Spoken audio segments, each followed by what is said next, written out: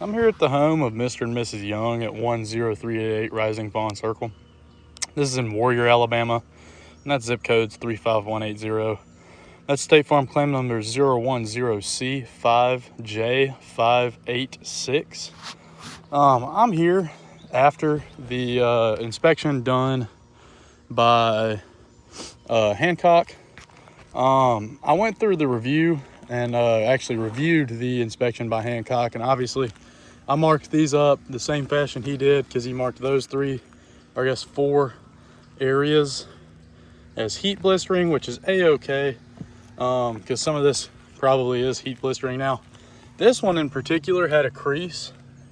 The Hancock guy actually came up here and creased it, and you can see it in his pictures because someone tried to seal this down at one point, and you can see where he creased it, and it was already unsealed previous to his arrival. You can see that sealant right there, and you can see that crease right there at the top where it's going to rip off. So at one point it was creased, and you know, that's kind of what that is. I didn't count that in my total count for wind, but here's what I did count. He didn't take a picture of this one. As you can see, it's separated, it's up, there's a crease there, a crease running across the top there, a crease running across the top there, and a crease running across the top there. And I'm gonna try to do this without causing any further damage. There's 0 mat transfer here. This isn't a mechanical crease. This crease has been there. Same thing with this one. Here's another crease. And this is the back side of the home. So you can see right here at the top where you can see that fiberglass showing through where it's creased.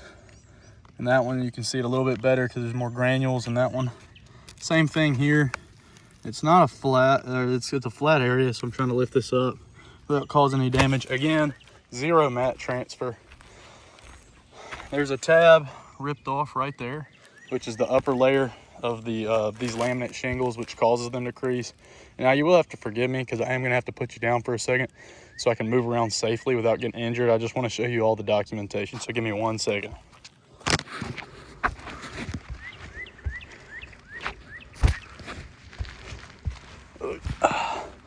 All right, so we come up here to the top of this back rear facet. As you can see, there's another crease. Again, no mat transfer. It came unsealed during that storm and started to flap up. But you can see where it's creased across the top there, crease there, there, there.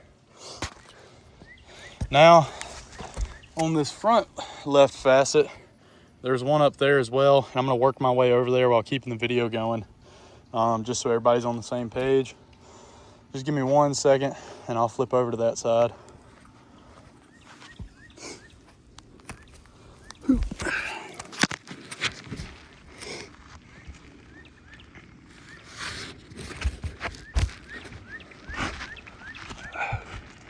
Slippery.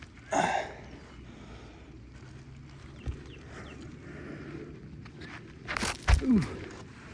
Let's see here. What's the best way to get up there without dying?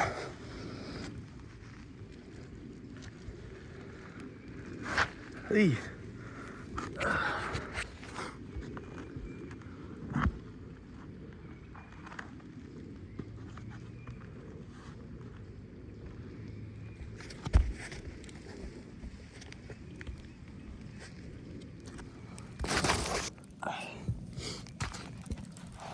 Again, I apologize. I know it's taking a long time. Thank you for your patience in reviewing this. Just need a few more seconds here and I'll flip over.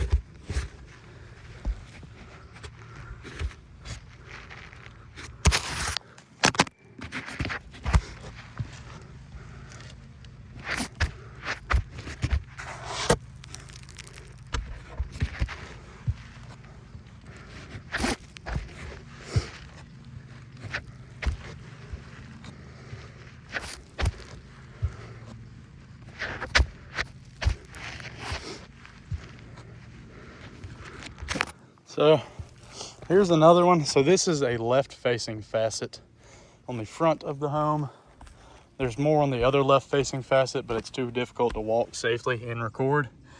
But again, look at all the creasing at the top of this thing. It's clearly unsealed. Again, no transfer of the matting. So again, I believe these are true wind creases. They're not related to any kind of mechanical. As you can see, there are shingles that are unsealed, and you can tell that just purely by the fact that they were trying to seal them back down with caulk and other materials.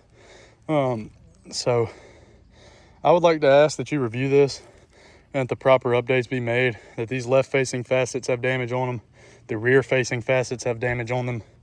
Thank you. Have a blessed day.